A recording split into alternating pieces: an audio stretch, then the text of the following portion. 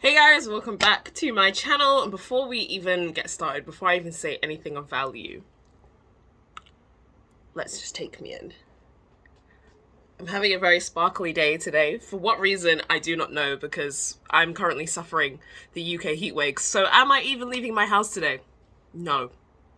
But here we are. It is officially summer, the height of summer. We are all suffering, but summer also means it is festival season. I'm gonna have to be taking pauses this whole video just to block my face. My phone is also already overheating. What is going on? Climate change is real, guys. Let's stop trying to deny it, okay? Okay? This is the beginning of the end. We're all gonna die. But at least we'll look cute doing it. But as I was saying, festival season is upon us, and I am super excited because, believe it or not, I have actually never been to a festival. Please don't shoot me. I know, completely shocking revelation. The girl who was born and raised in a city in London doesn't like to do outside. Like, as much as I love going to raves, which obviously you know because that's why we're here. As much as I like to be outside, but I like to be outside for like very specific periods of time, right? So the idea of a festival has always appealed to me. Like, you know, you go away for a few days and like you listen to all these amazing music artists and you have loads of fun. The thing that gets me is just the camping, the sleeping outside, the lack of personal hygiene element. Honestly, that is the only thing that has ever put me off of a festival. But that is about to change because I am going to my first ever festival. And guys, I'm terrified. I'm absolutely terrified. I'm also very hot, please don't mind me. I'm absolutely terrified. But I feel like it's just one of those things that one has to overcome at some point in their life. I know that most people go to their first festival when they're like 18, end of school. They might go to Glastonbury or like Reading or something like that. Here I am in my mid-20s, having never been to a festival before. I don't own a tent. I don't own a sleeping bag. I don't own any of the things that one might require when going to a festival or doing camping. And don't worry, I definitely did check if there were hotels nearby that I could stay at. 'Twas not an option. But you know what I do have in abundance? Outfits. Of course, I Heart Raves had to come through for your girl and supply me with some more amazing outfits to wear to this festival. I didn't get a bunch of completely new things. I wanted to get some stuff to sort of supplement the things that I already have because I already love so many of the items that I have from them. And since I was going to be there for 4 days, I was like, this is perfect opportunity for me to sort of mix and match and put things together and just wear things in different ways than I have before. So yeah, I think this is gonna be really fun. Like, I'm genuinely terrified of the great outdoors, but I'm excited to serve some looks, okay? And I feel like one outweighs the other. Haven't decided yet which one, but we'll get there. So the plan was originally to do this video how I would normally do, just get out all of the items I have, do a quick little haul for you guys, put some outfits together, show you what ideas I have in my head. But the way this sun is sunning currently, it's just not gonna happen, guys. I'm really sorry. It's just, I can't do it. I can't do it. I'm really just not about to get in and out of like 5 or 6 different outfits today. I simply just cannot, okay? But I feel like that's gonna be a nice surprise for you because then you get to see the outfits in the wild, in motion, at the festival, you know, without me like showing them to you here and then you seeing them there. I feel like it creates a little bit more of like a, ooh, like suspense, you know, like what's she gonna come up with? Like, we know she's gonna serve a look, but like what is it gonna be, you know? So I'm leaving in about 2 days, and this is currently where I'm at in my packing process. Yeah, it's not a great start. But you know, we'll get there and we'll serve some looks, so you know, stay tuned, and you will be seeing those looks very soon. There's me. Stay tuned, you will be seeing some looks very soon. You probably will also see some clips of me just suffering in the outside and in this this bloody heat, which I hope is going to reduce in the next couple of days, but I feel like climate change is just like, you know what, bitch, I'm here and I'm here to stay. So before we get into all of that fun stuff, make sure that you are following me on all of my socials. That is at majestic_mayhem. And remember, as always, if you do like any of the items that you see, which I guarantee you will, the link for you to shop through the website to get 10% off your entire order is down in the description box. So I shall see you guys in about 2 days when I have hopefully sorted through this mess. I know, and then if I do a bit of work, the tourists will tip me. Because I wasn't getting paid. Wow, we're going on a trip in our favorite rocket ship. Yeah. We managed to put a tent up. Woo. All those years of D&V at school have come in handy. Not me.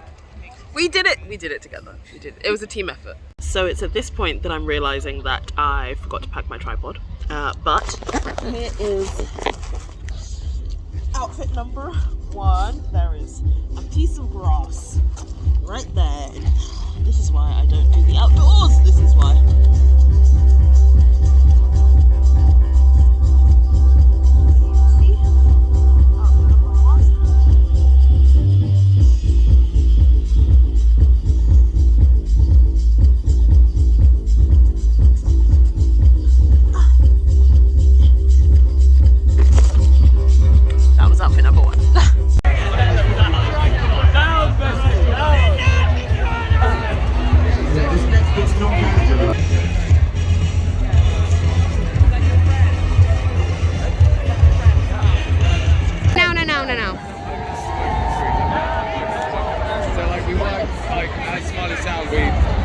I mostly work at Crown Bankman.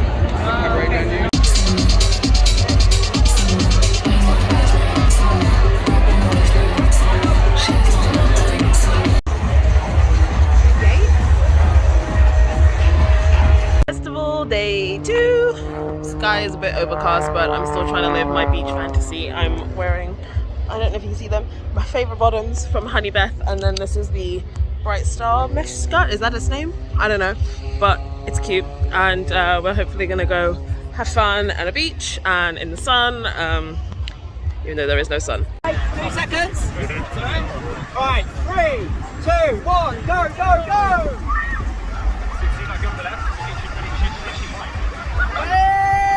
Hey! Twice, it's a sore loser. Go was cheering me on the whole time.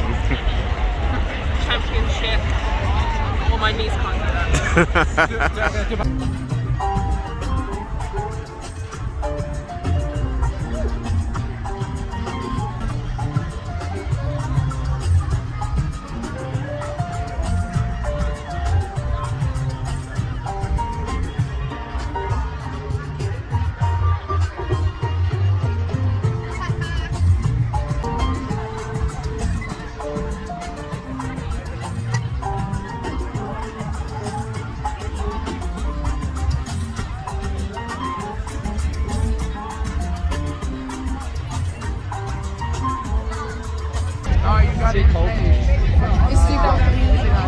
No, you gotta choose it out.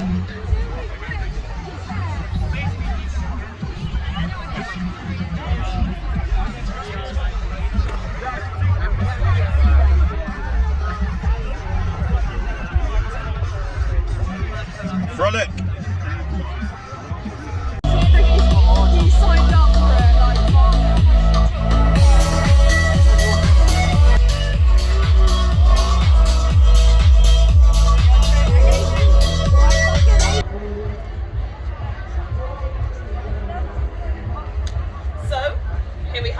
day 2 outfit. I feel like you guys have seen this before in a previous video. This is the It's My World vinyl set, I believe. It had to make a resurgence in the neon pink just because, well, I feel like it's pretty self-explanatory. And the makeup as well. We're having a little Barbie moment. Super, super cute.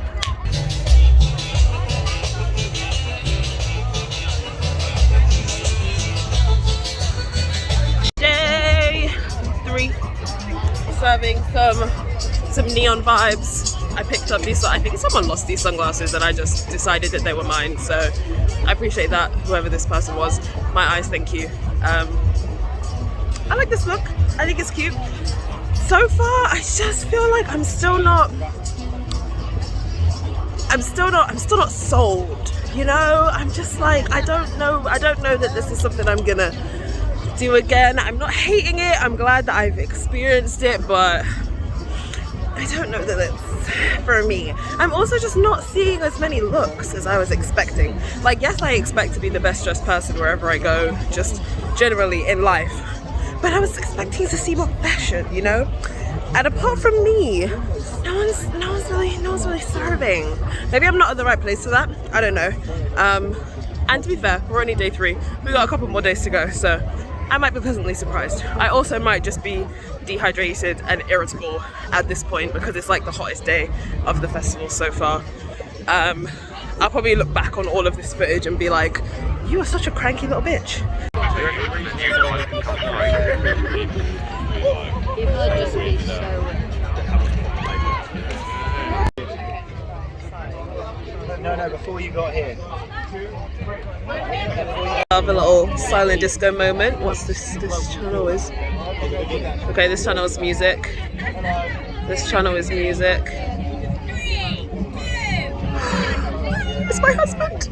They're actually playing a David Attenborough documentary about otters on one of the silent disco channels. I'm obsessed. I love this.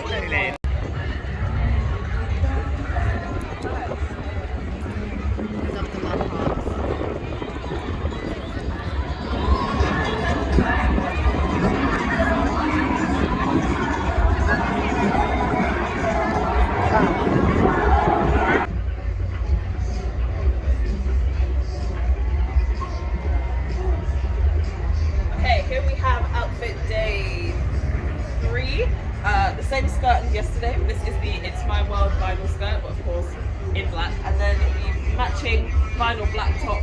And this top underneath, I'm sure I got like a number of videos ago. I can't remember the names of any of the things, but as usual, all of the names of all of the things that I'm wearing, along with the link to shop, 10% off, will be in the description box below. What do we think? I took the strap that normally like comes down around here and put it up around my neck, just for like a cute little kind of situation. I think it's fun. Yeah. Oh yeah, and the face. You can't forget the face.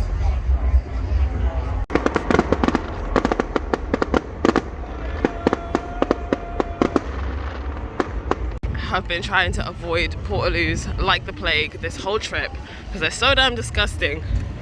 But this one might be okay.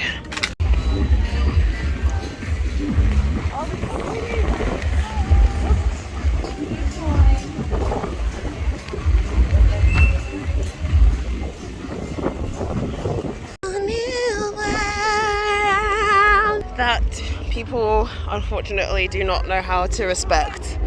This is so sad. I'm sure this was like beautiful and flourishing at the start of the week. Humans, man, we've got to do better. We've got to do better.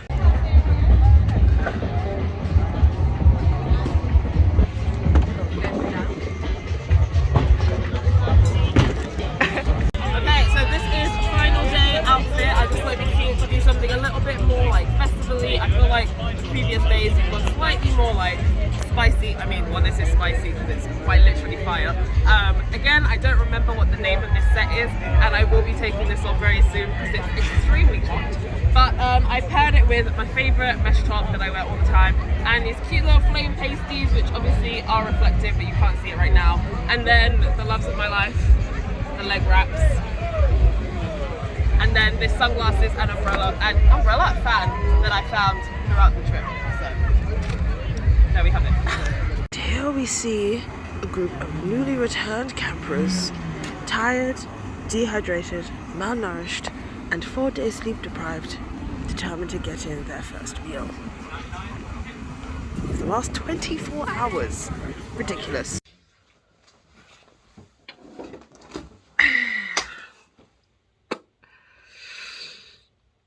What a time. I don't really know if I had made it abundantly clear enough from the whole rest of this video, but if you couldn't tell, I honestly can't say that I enjoyed my time at that festival. It's really just, it's not for me. And here's why, if I can condense it, because there are a lot of reasons, but there are a few main ones. First of all, the camping. I knew I was not going to enjoy that before I even went there. I'm sorry, I'm a certified city bitch, born and raised, okay? I simply do not do nature. Like, I can do nature in very small and concentrated portions. And by that I mean, I can go outside and do nature in the knowledge that at the end of the day, I'm going to be going back to my own home with my own toilet and my own shower, okay? I cannot be spending time in nature and then have to go to sleep in nature. It's just not for me. I'm sorry, I can't do it.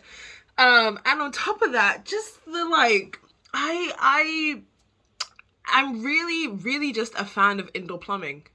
I don't think I realized how much I truly appreciated and perhaps took it for granted until it was nowhere to be found. Like, it's 2022.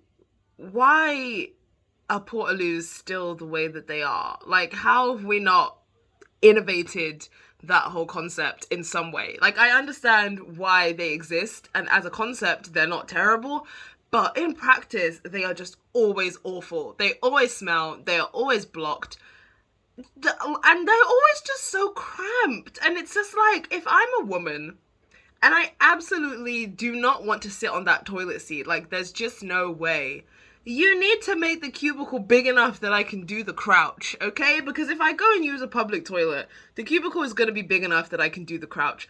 But in a portaloo, it's just like, you step inside, it's like, I feel like, this is what I imagine being in the chokey in Matilda is like. It's very much like a portaloo. Like, it's just so small, and you just feel disgusting after it. Like, I don't know if it's just me, but like, whenever I used them and then I would leave, I could just smell it on me for like the next few hours, and it was just, And then the next thing, continuing on my rant, I think it's just the whole like scheduling of these things. Like, the first night, everything closed at midnight. Like, why? I don't understand. Like, it's a festival. I'm here for 4 days. Like, I want to have the choice to like either completely go hard for those whole 4 days, or if I say at this point, like, I'm gonna go back to my tent and chill, that's fine. But if for the rest of the 3 days everything is finishing at 6 a.m, why on the first day are you shutting at midnight? The math is not mathing. It's not making sense, because there are definitely a lot of people, not just me, who thought that things were gonna go on for a lot longer, and we started to go hard, and then it got to midnight and we were like, okay, but I can't go to sleep right now. Like, I'm in the clouds. So yeah, that for me.